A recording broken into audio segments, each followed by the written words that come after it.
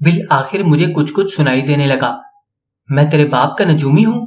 الو کے پٹھے، یہ تھانہ ہے، کمپنی باغ نہیں جہاں تم مدد سے ہاتھ کی لکیریں دکھاتا پھرے۔ اس کمبخت کا تھپڑ اتنا زبردست تھا کہ میرے منہ کی چولیں تک ہل گئیں۔ میرا تجربہ ہے کہ پولیس والوں کے ہاتھ اس لیے بھی سخت ہوتے ہیں کہ زیادہ تر پولیس والے دیہات سے تعلق رکھتے ہیں اور پولیس میں آنے سے پہلے کھیتی باڑی کا کام کرتے ہیں۔ آپ کبھی تجربہ کر کے دیکھ لیجئے گا، ہر چوتھا کانسٹیبل آپ کو یہی کہانی سنائے گا کہ میں نے اپنے نانے کا ٹریکٹر بیچ کر رشوت دی اور پولیس میں بھرتی ہو گیا۔ ایسے پولیس والوں کی وردی سے جان جاتی ہے۔ گشت پر ہوں تو مجبوراً وردی پہن لیتے ہیں، ورنہ گرمی کے موسم میں تو ان کی اکثریت تھانوں میں بنیان اور دھوتی پہن کر مقدمے درج کر رہی ہوتی ہے۔ اوے فتح محمد، ذرا انگوٹھا لگانے والی سیاہی تو لاؤ، ایک سادہ کاغذ بھی ساتھ لے آنا۔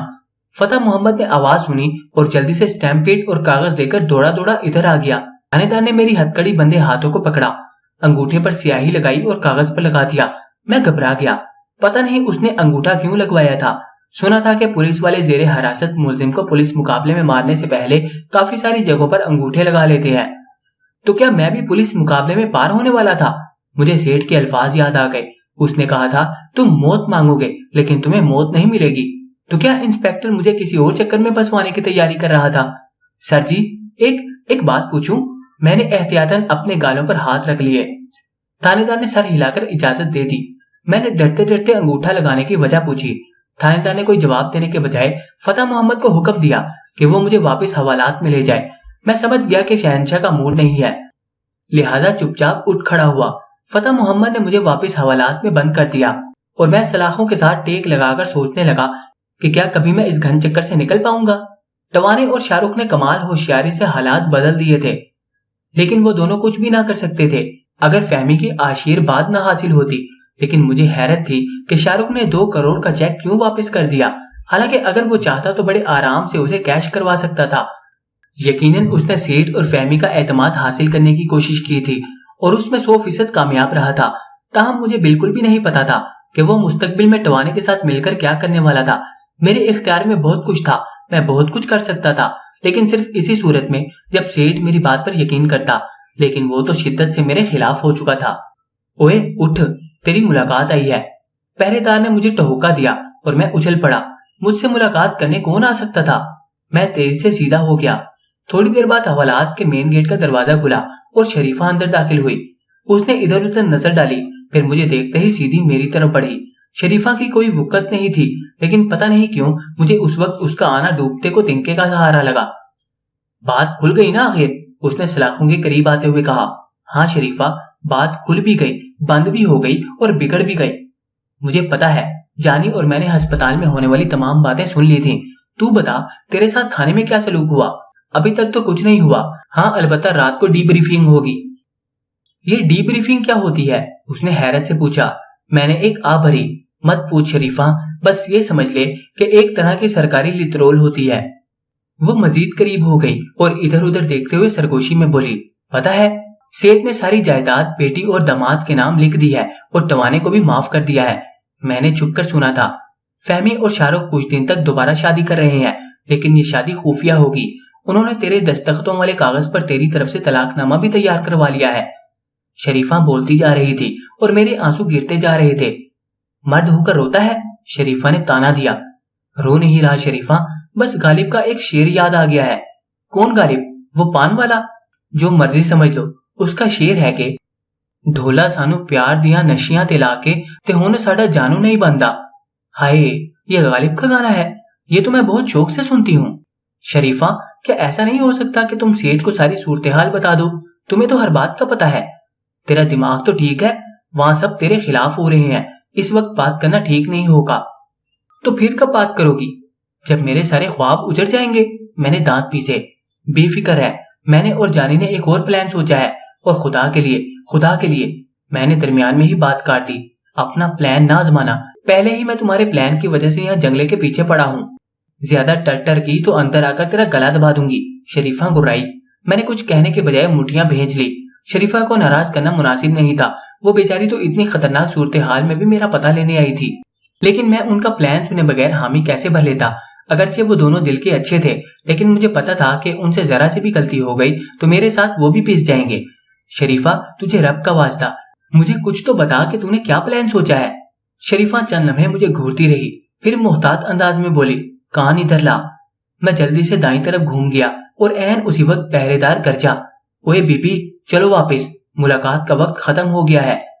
جلدی بولو جلدی، میں نے سرگوشی کی۔ شریفہ اطمینان سے پیچھے ہٹ گئی، نہیں ٹائم ختم ہو گیا ہے۔ اچھا اب میں چلتی ہوں، اپنا خیال رکھنا، خدا حافظ۔ میں غصے میں چلایا، اپنا خیال رکھوں؟ یعنی تیرا خیال ہے میں یہاں پکنک منانے آیا ہوا ہوں؟ 2 منٹ کی بات تھی، خواہ اپنی بک بک میں سارا وقت برباد کر دیا۔ شریفہ نے گیٹ کے قریب پہنچ کر منہ میری طرف کیا اور منہ ہی منہ میں کوئی خاصی تگڑی گالی دی، جس کی آواز تو مجھ تک نہیں پہنچی، لیکن اس کا اثر ٹیلی پیتھی کے ذریعے مجھ تک بخوبی پہنچ گیا اور میں سمجھ گیا کہ اس نے میرے شجر نصب کے بارے میں نازیبا کلمات استعمال کیے ہیں۔ رات بھر میں فٹ بال میچ کا انتظار کرتا رہا، لیکن پتہ نہیں کیا بات تھی، کوئی بھی مجھے اسٹیڈیم تک لے جانے نہیں آیا۔ ساری رات کروٹیں بدلتے ہوئے گزری۔ اس سے اگلی رات بھی یہی ہوا۔ 3 دن گزر گئے، لیکن کسی نے میری طرف منہ کرنا بھی گوارا نہ کیا۔ ایسا لگتا تھا جیسے وہ مجھے حوالات میں ڈال کر بھول گئے ہیں۔ چوتھے روز میرا بلاوا آ گیا اور تب پتہ چلا کہ تھانے دار ایک خصوصی ریڈ پر گیا ہوا تھا، جس کی وجہ سے وہ 3 دن تھانے نہیں آ سکا۔ میں تھانے دار کے کمرے میں پہنچا تو اس کے پاس ایک اور ادھیڑ عمر مخبوط الحواس ٹائپ بندہ بھی بیٹھا تھا۔ تھانے دار نے سپاہی کو جانے کا کہا اور مجھے بینچ پر بیٹھنے کا اشارہ کیا۔ ادھیڑ عمر نے گردن گھما کر میری طرف دیکھا، پھر اٹھا اور اطمینان سے قریب آ کر میرے ہاتھوں کا جائزہ لینے لگا۔ یا اللہ خیر! میں گھبرا گیا۔ کل تھانے دار میرے ہاتھ دیکھ رہا تھا اور اب یہ آخر کیا بات ہے؟ یہ میرے ہاتھوں میں کس کا لہو تلاش کر رہے ہیں؟ تمہارے ہاتھ کی لکیریں بہت مدھم ہے، ادھیڑ عمر نے منمناتی ہوئی آواز میں کہا۔ ظاہری بات ہے جی، مدھم تو ہو ہی جاتی ہیں، میں نے شرمندگی سے کہا۔ یہ انگوٹھا تمہارا ہے؟ اس نے ایک کاغذ میرے سامنے لہرایا اور کاغذ پر نظر پڑتے ہی میرا دل اچھل کر حلق میں آ گیا۔ یہ وہی کاغذ تھا جس پر فہمی نے میری طرف سے طلاق نامہ لکھوا رکھا تھا۔ میں اپنا بے بس انگوٹھا ہزاروں میں سے پہچان سکتا تھا۔ ہاں یہ میرا ہی انگوٹھا ہے۔ اور یہ اس نے دوسرا کاغذ سامنے کیا۔ یہ وہ انگوٹھے والا کاغذ تھا جو گزشتہ دنوں تھانے دار نے مجھ سے لگوایا تھا۔ میں نے جلدی سے اسبات میں سر ہلایا۔ یہ بھی میرا ہی انگوٹھا ہے۔ ادھیڑ عمر نے جیب سے مہذب عدسہ نکالا، غور سے دونوں کاغذوں کا معائنہ کیا، پھر میرے انگوٹھے پر نظریں گاڑی اور طویل سانس لیتے ہوئے اعلان کیا، یہ دونوں انگوٹھے اسی کے ہیں۔ ادھیڑ عمر کا یہ جملہ سنتے ہی تھانے دار پر ایک بے چینی سی چھا گئی۔ وہ کرسی سے اٹھا اور دائیں بائیں ٹہلنے لگا۔ تم جا سکتے ہو۔ چند لمحے بعد تھانے دار کی آواز آئی، شکریہ سر۔ میں یہ سنتے ہی دروازے کی طرف لپکا۔ اوے تم نہیں! تھانے دار چلایا اور میں وہیں بت بن گیا۔ یہ جو تیری پھرتیاں ہیں نا، یہ تجھے کتے کی موت مروا دیں گی۔ الو کے پٹھے، میں نے جیلانی کو جانے کے لیے کہا ہے۔ تھانے دار نے میری گردن دبوچ لی۔ جیلانی عرف ادھیڑ عمر موقع کی نزاکت کو سمجھتے ہوئے فوراً کھڑا ہوا اور دم دبا کر شکریہ کہتے ہوئے باہر نکل گیا۔ بیٹھو یہاں، تھانے دار نے مجھے دوبارہ بینچ پر پٹک دیا۔ اب جو کچھ پوچھوں اچھی طرح سوچ سمجھ کر جواب دینا۔ ٹھیک ہے جی، یہ بتاؤ تمہارے پاس نکاح نامہ ہے؟ میں خاموش ہو گیا۔ تھانے دار غصے سے میرے منہ کی طرف دیکھنے لگا۔ جب 5 منٹ تک میں خاموش رہا تو اس نے زور سے میز پر مکہ مارا اور چلایا، اوے بھونکتا کیوں نہیں؟ سر جی، آپ ہی نے تو کہا تھا کہ جو کچھ پوچھوں اس کا جواب اچھی طرح سوچ سمجھ کر دینا۔ یہ تم سوچ سمجھ رہے ہو؟ تھانے دار نے دانت پیسے۔ جی ہاں، میں شرما گیا۔ میں تیرا سر توڑ دوں گا۔ سر سے پاؤں تک مراسی ہے تو۔ بول، جو میں نے پوچھا ہے وہ ہے تیرے پاس؟ جی ہاں، نکاح نامہ میرے پاس ہی ہے۔ تھانے دار حیران ہو گیا۔ لیکن تلاشی میں تو تیرے پاس سے صرف 12.25 روپے برآمد ہوئے تھے۔ میں نے آ بھری۔ نکاح نامہ میں نے خفیہ جگہ پر رکھا ہوا ہے جی۔ پسلیوں میں کوئی سیف لگوایا ہوا ہے؟ وہ گرجا۔ نہیں جی، ایک اور بڑی خفیہ جگہ ہے۔ لیکن آپ بتائیں تو صحیح، آپ نے نکاح نامہ کیا کرنا ہے؟ اب کی بار تھانے دار نے کچھ لمحے توقف کیا، پھر قریب پڑے جگ سے پانی کا ایک گلاس ایک ہی سانس میں چڑھایا اور کرسی پر بیٹھتے ہوئے بولا، کمالے، مجھے شک ہے کہ کہیں نہ کہیں کچھ نہ کچھ گڑبڑ ضرور ہے۔ آپ صحیح کہہ رہے ہیں۔ دیکھیں نا، فلسطین میں بھی گڑبڑ ہے، عراق میں بھی گڑبڑ ہے، افغانستان میں بھی گڑبڑ ہے، اور یقین کریں رات سے میرے پیٹ میں بھی گڑبڑ ہے۔ دیکھو، تھانے دار نے نرمی سے کہا، میں مزاج کا گرم ضرور ہوں، لیکن مجھے اپنی وردی اور فرائض کا بھی احساس ہے۔ مجھے یہ بتاؤ کہ اگر پہلے والے کاغذ پر انگوٹھا تمہارا ہے تو وہ شاہ رخ کیوں کہہ رہا تھا کہ اس دن تھانے میں وہ موجود تھا؟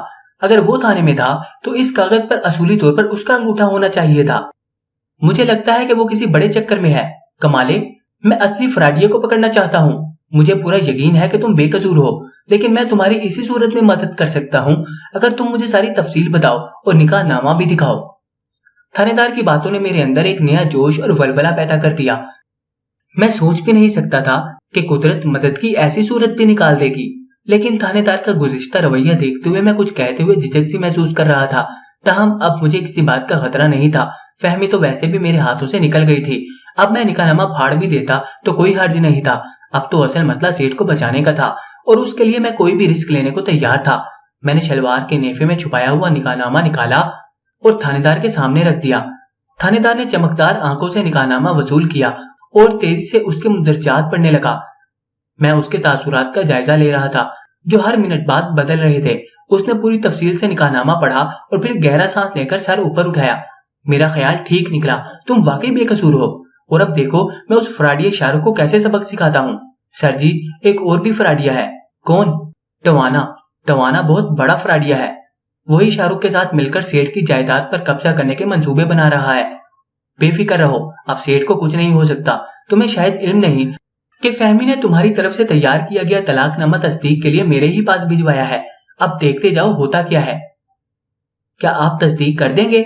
मैंने आहिस्ता से पूछा। थानेदार उठ खड़ा हुआ और मेरी तरफ बढ़ा। मैंने कांप कर सर झुका लिया। वो मेरे करीब हुआ, मुझे उठाया और गले से लगा लिया। कमाले, मैं तुम्हारे साथ हूँ, बिल्कुल भी नहीं घबराना। मुझे एहसास है कि तुम्हारे साथ कितनी ज्यादतियां हुई हैं। मैं उन सब के लिए तुमसे माफी मांगता हूँ। हमारा महकमा ऐसा है कि हम सख्त रवैया ना रखें तो एक दिन भी काम न चल सके। लेकिन यकीन रखो कि पुलिस में अभी भी ऐसे लोग मौजूद हैं जो सच का साथ देते हुए नहीं घबराते। तुम फहमी के 100% असली खावंद हो, मैं ये साबित करके रहूंगा। जाओ, तुम आजाद हो, इत्मीनान से अपने घर जाओ। फतेह मोहम्मद, इसकी हथकड़ी खोल दो। खुशी से मेरी टांगे कांपने लगी। थानेदार की आवाज मुझे दूर से आती हुई महसूस हो रही थी। मैंने फूली हुई सांस के साथ हंसने की कोशिश की, लेकिन मेरा पूरा चेहरा आंसुओं से भर गया। फरिश्ता सिर्फ थानेदार ने पानी का गिलास भरा और मेरे होंठों से लगा दिया। उस वक्त शाम के 6 बजने वाले थे जब मैं अपनी गली में दाखिल हुआ। सूरज डूबने की तैयारी कर रहा था। गली में कोई खास चहल पहल ना थी। मेरा दिल खुशी और आंसुओं से भर गया। ये गली मेरी अपनी थी, नालियों वाली गली, जगह जगह से उखड़ी हुई गली, मेरी अपनी गली। मैं मोहब्बत पाश नजरों से गली की एक एक ईंट को देख रहा था। मेरा बस चलता तो मैं उसकी नालियों को भी चूम लेता। गैरों से धोखा खाने के बाद जब इंसान अपनों में पहुंचता है तो उसकी हालत ऐसी ही होती है। मैं ढीले ढीले कदमों से चलता हुआ अपने घर के दरवाजे पर आकर रुक गया। इतने में गली से कोई भागता हुआ मेरे करीब आ गया। मैंने पहचान लिया, ये तो ताफा नहीं था। ओए कमाले, तू कहाँ चला गया था? घर की कोई खबर ही ना ली? उसने शिकवा किया। मैं धकरे रह गया। खैरियत तो है? खैरियत कहाँ यार, तुझे पता ही नहीं कि तेरा बाप किराए के मकान में धक्के खाता फिर रहा है। किराए के मकान में? लेकिन हमारा तो अपना कब्जे का घर है। ओए वो तो है ही, लेकिन तेरे बाद अंदर क्या गुजर चुकी जरा पूछ तो सही। ताफे ने फिजा को मजीद रन बनाते हुए कहा और मेरे हाथों पैरों से जान निकल गई। ताफे, अम्मा कहाँ है? वो भी अब्बा के साथ है ना? ताफे के चेहरे पे हुस्न और मलाल का अंधेरा छा गया और मुझे यूं लगा जैसे मैं खड़ा खड़ा गिर जाऊंगा। यकीनन मेरी दुनिया लुट चुकी थी। नहीं, मैं कानों पर हाथ रखकर जोर से चिल्लाया और जोर जोर से दरवाजे को पीटने लगा। मेरी माँ मुझे लौटा दो, खुदा के लिए मेरी माँ मुझे लौटा दो। अम्मा वापिस आ जाओ वरना मैं मर जाऊंगा। ठक से दरवाजा खुला और भग से मेरा दिमाग उड़ गया। सामने अम्मा हैरत से गंग खड़ी मुझे देख रही थी। मेरा रुआ रुआ खुशी से झूम उठा। अम्मा को शायद अपनी आंखों पर यकीन नहीं आ रहा था, इसीलिए उन्होंने सख्ते के आलम में मेरे गाल पे थप्पड़ मारा। मैं दर्द से पिलपिला उठा और ऐन उसी लम्हे अम्मा का सख्ता टूट गया। उन्होंने झट से पूरा दरवाजा खोला और मेरे कमाले कहते हुए मुझे पूरी कुव्वत से अपने सीने से लगा लिया। मेरा वजूद ठंडक से भर गया और मुझे यूं लगा जैसे मैं फिर से ताकतवर हो गया हूँ। एक लम्हे में मुझ पर छाया हुआ कैंसर और मौत का खौफ दूर हो गया। अब मुझे मौत का कोई डर नहीं था। मुझे माँ की आगोश मैसर आ गई थी। अम्मा मुसलसल मुझे चूमी चाह रही थी। ताफा इस दौरान कहीं इधर उधर गुम हो चुका था। कमाले, तू कहाँ चला गया था मेरे लाल? अम्मा ने मेरी पेशानी पर बोसा दिया। मैंने उमड़ते हुए आंसुओं को रोका और सिर्फ इतना कहा, अम्मा मैं गुम हो गया था, लेकिन अब तो फिक्र न कर, मैं आ गया हूँ। अब मैं कहीं नहीं जाऊंगा। ये जुमला कहते हुए मैंने बेइख्तियार डॉक्टर के जुमलों को याद किया जो उसने मेरे कैंसर के हवाले से कहे थे। मुझे सब पता है, तुझे उस लड़की ने ही फंसवाया था। अम्मा ने आंसू पोंछते हुए मेरा हाथ पकड़ा और अंदर की तरफ चल दी। मैं इधर उधर देख रहा था, लेकिन अब्बा कहीं नजर नहीं आ रहे थे। सहन में दाखिल होते ही मुझे आधे हिस्से में 4-5 फटी पुरानी चादरों की एक लाइन लटकती नजर आई। दूसरी तरफ कोई दिल लगाया था दिल लगी के लिए, गाते हुए सिसकियां ले रहा था। मैंने गौर से सुना तो चौंक उठा। ये तो अब्बा की आवाज थी। अम्मा, अब्बा किधर है? उधर अम्मा ने चादर की दूसरी तरफ इशारा किया। मैंने कुछ न समझते हुए एक चादर के फटे हुए हिस्से से झांककर दूसरी तरफ देखा। अब्बा टूटी हुई चारपाई का पाँव पकड़कर आंखें बंद किए गाना गा रहा था और बार बार चारपाई के अदवाइन पर प्यार भरा हाथ फेरते जाता था। इससे पहले कि अम्मा कुछ समझती, मैंने चादर हटाई और तेजी से अब्बा के पास पहुंच गया। अब्बा, मैंने उनका कंधा हिलाया, लेकिन वो बदस्तूर आंखें बंद किए रहे। ताहम उनका गाना बदल गया। अब वो गा रहे थे, क्यों दूर दूर रहते हो हुजूर मेरे कोलों। अब्बा, ये देख, मैं हूँ कमाला। मैंने मजीद जोर से उनका कंधा हिलाया। वो आंखें बंद किए चिल्लाए, हाँ हाँ, है मेरा रंग काला, तुम्हें इससे क्या। फिर गुनगुनाए, कैसे कैसे लोग हमारी जी को जलाने आ जाते हैं। मैंने बेबसी से कुछ सोचा, फिर अचानक एक तरकीब सूझी और अब्बा की जेब में हाथ डाल दिया। ऐसा करने की देर थी कि अब्बा का गाना एकदम स्टॉप हो गया और उन्होंने एक झटके से आंखें खोल दी। सामने मैं था। अब्बा ने एक नजर मुझ पर डाली और फिर लापरवाही से दोबारा आंखें बंद कर ली। फिर ठीक 3 सेकंड बाद जोर से उछले और दोबारा आंखें खोल दी। उनकी आंखें फटी की फटी रह गईं। तू कमाला ही है ना? हाँ अब्बा, मैं कमाला हूँ, तेरा कमाला, असली कमाला। अब्बा घबराकर इधर उधर देखने लगे। अबे, कहीं फिर पुलिस को साथ तो नहीं ले आया? नहीं अब्बा, अब पुलिस का कोई डर नहीं, उन्होंने पूरी इज्जत से मुझे रिहा कर दिया है। अब्बा बौखला गए। क्या कहा? अबे, ये इज्जत वाला लफ्ज आहिस्ता बोल जरा, किसी ने सुन लिया तो हंस हंस के फोत हो जाएगा। अब्बा ने मुझे गले से लगा लिया। मैं अपने वालिदैन में आ गया था और खुदा की कसम, मुझे इस टूटे फूटे घर में उस आलिशान बंगले से कहीं ज्यादा सुकून महसूस हो रहा था। अचानक मुझे याद आया कि ताफे ने कहा था कि अब्बा किराए पर रह रहा है। मैंने जल्दी से पूछा, अब्बा, तू किराए पर रह रहा है? अब्बा यकदम उदास हो गए और हाँ में गर्दन हिला दी। लेकिन कहाँ, किस जगह? यहाँ, इस जगह। अब्बा ने चारपाई की तरफ इशारा किया। तेरे जाने के बाद तेरी माँ ने मुझे घर से निकाल दिया था। बड़ी मुश्किल से ये तय पाया कि मैं सहन के एक तरफ रहूंगा और माहाना 219 रुपए किराया दिया करूंगा। ये जो चादरें तुम लटकी हुई देख रहे हो, ये मेरे हिस्से की दीवार है और दूसरी तरफ जाने की मुझे इजाजत नहीं। शुरू में तो मुझे बाथरूम इस्तेमाल करने की भी इजाजत नहीं थी। तेरी माँ ने फी फेरा 7 रुपए का बोर्ड लगा दिया था। वो तो अल्लाह भला करे गवर्नमेंट का, जिसने 2 गलियां दूर एक टूटा फूटा ग्राउंड बनवा दिया, वरना मेरे जैसे कहाँ दर दर के ठोकरें खाते फिरते।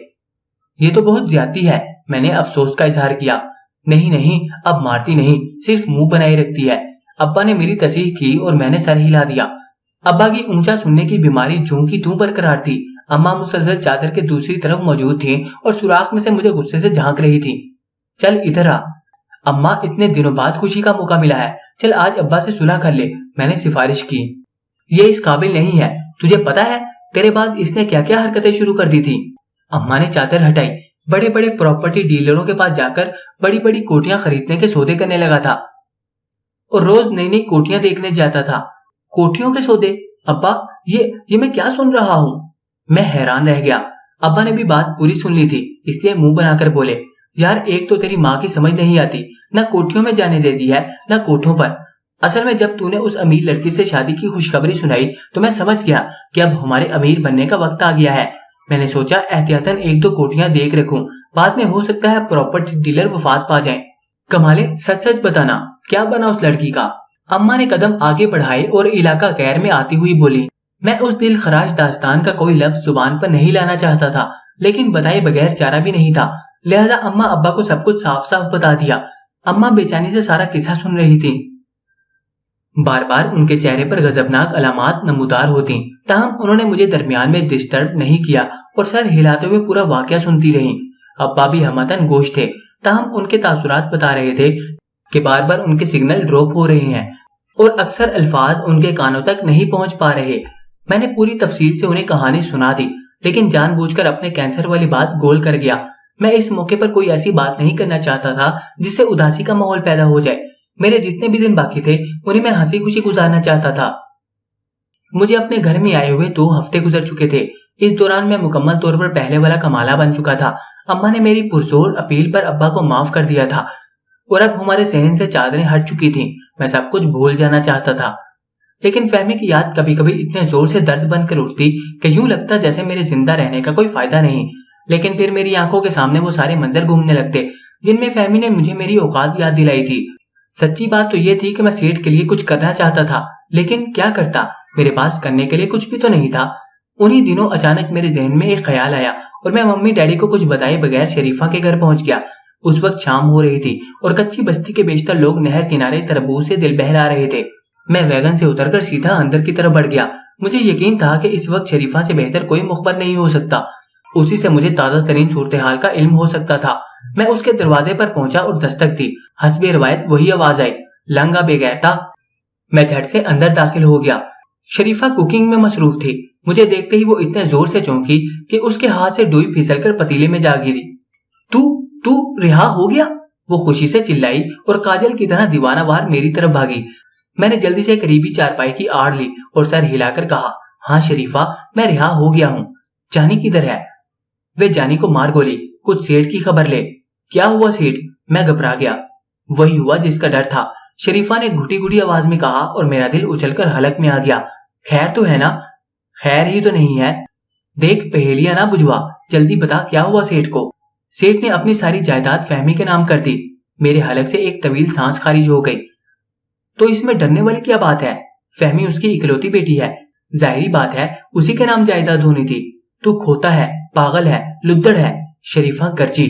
ठीक है, ज्यादा तारीफें करने की जरूरत नहीं। मैंने जल्दी से सर हिलाया। बेअकल इंसान, सारी जायदाद फहमी के नाम हो चुकी है और फहमी ने सारी जायदाद अपने खावंद के नाम लिख दी है। मुझे एक चक्कर सा आ गया, यानी शाहरुख जो चाहता था वही हो गया था। बैठे बिठाए फहमी ने अपनी जायदाद अपने छोटे प्यार पर कुर्बान कर दी थी। एकदम मुझे ऐसा लगा जैसे अब मैं हर परेशानी से आजाद हो गया हूँ। पहले सेठ की जान को खतरा था, लेकिन अब जबकि वो सारी जायदाद फहमी के नाम कर चुका था और फहमी उसे आगे भी मुंतकिल कर चुकी थी, अब सेठ के जीने ना जीने से किसी को क्या लेना देना। गोया अब मैं बिल्कुल ही उन लोगों से कट गया था। सेठ की वजह से जो थोड़ा बहुत आसरा था वो भी खत्म हो गया था। मैंने आसमान की तरफ देखा, एक नजर अपने गिरेबान में डाली और दरवाजे की तरफ बढ़ गया। किधर जा रही हो? शरीफा चौंकी। अपने घर। और सेठ को तन्हा छोड़ दोगे? सेठ को अब कोई खतरा नहीं। जो चीज उसकी जान के लिए खतरा थी वो अब उसके पास नहीं रही। जानी का भी इंतजार नहीं करोगे? क्या फायदा? मैंने बेदिली से दरवाजा खोला और शरीफा का जवाब सुने बगैर ढीले ढीले कदम उठाता बाहर आ गया। अपने घर की गली का मोड़ मुड़ते ही मुझे हैरत का एक शदीद झटका लगा और मेरा पूरा जिस्म एक अनजाने खौफ में भर गया। बाहर पुलिस की गाड़ी खड़ी थी और 2 पुलिस वाले हमारे घर का दरवाजा खटखटा रहे थे। पहले तो जी में आई कि यहीं से भाग लूं, फिर ख्याल आया पता तो करूं कि अब क्या मसला है। मैं आगे बढ़ा और पुलिस वालों के सामने आ गया। इतनी देर में अम्मा भी दरवाजा खोल चुकी थी। पुलिस को देखकर यकदम उनकी आंखों में घबराहट उतर आई और वो तेजी से मेरी तरफ बढ़ी। ताहम उनके करीब आने से पेशतर ही पुलिस वाले मुझे पहचान कर गाड़ी में बिठा चुके थे। तो दोस्तों, आपको आज की ये किस्त कैसी लगी कमेंट में हमें लाजमी बताएं। इसका आखिरी पार्ट देखने के लिए कमेंट में नेक्स्ट लिखें।